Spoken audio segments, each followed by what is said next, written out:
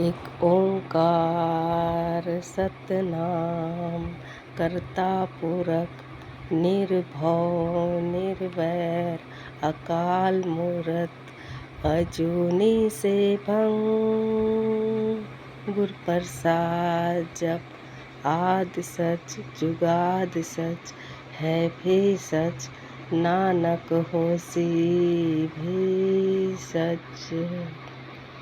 जय गुरु जी। संगत जी, आज एक आंटी का सत्संग शेयर कर रही हूँ। आंटी लिखती हैं कि मैं बहुत सालों से गुरुद्वारे जाती थी, माथा टेकती थी, प्रसाद लेती थी और बहुत साल हो गए थे मुझे गुरुद्वारे जाते हुए। लेकिन मैं भी एक गुरु बनाना चाहती थी जो मेरे गुरु हो। सबके गुरु होते हैं, बचपन से सुनती आती हूँ, गुरु के बिना गति नहीं है। तो मुझे भी लगता था कि मेरा भी कोई गुरु होना चाहिए। तो मैं गुरुद्वारे जाती थी, लेकिन जब मैं अकेले होती थी तो ये सोचती थी कि कौन है मेरा गुरु, कहाँ है, कब मिलूँगी।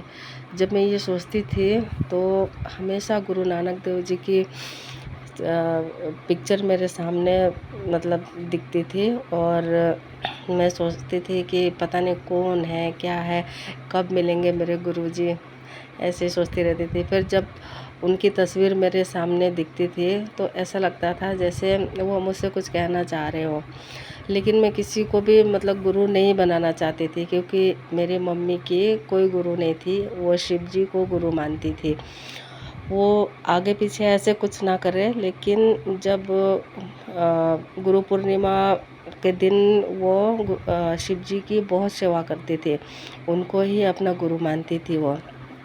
तो फिर मैं भी ये चाहती थी कि मैं भी अपने शिव जी को ही गुरु मानूं।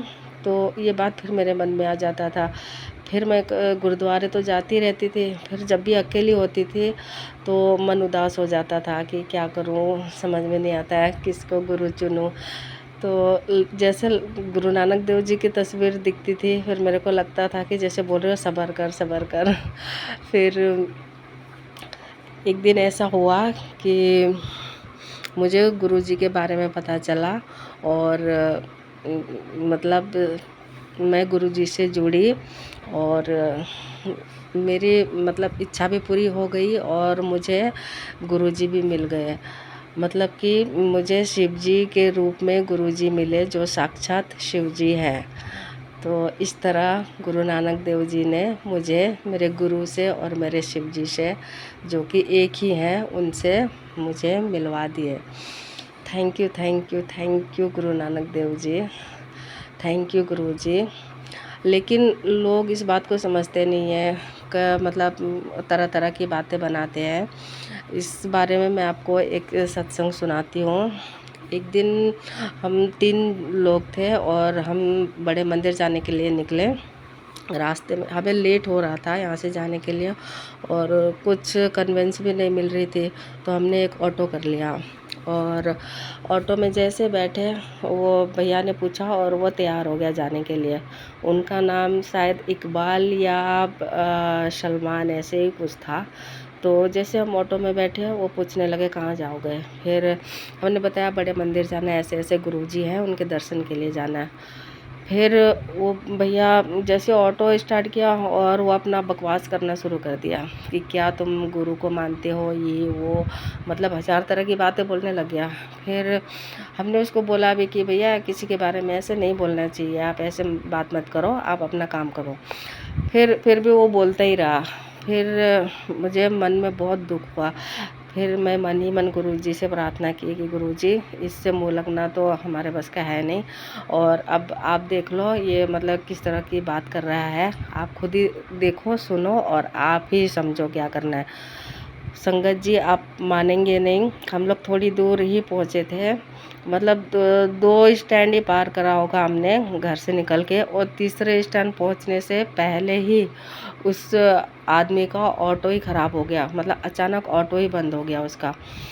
फिर वो रुक के चेक करने लगा अपना ऑटो।